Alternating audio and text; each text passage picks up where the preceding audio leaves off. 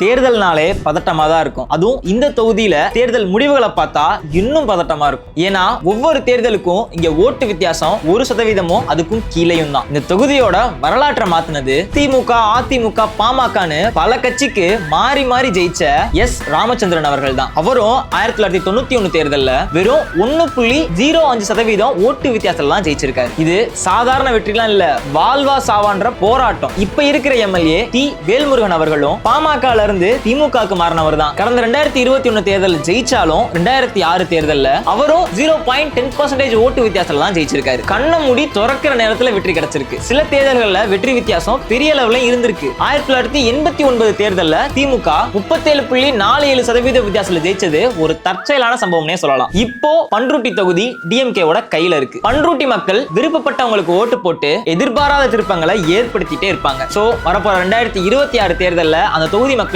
எந்த மாதிரியான திருப்பத்தை ஏற்படுத்துவாங்க அப்படின்ற உங்களுடைய கருத்தை மறக்காம கமெண்ட்ஸ்ல சொல்லுங்க.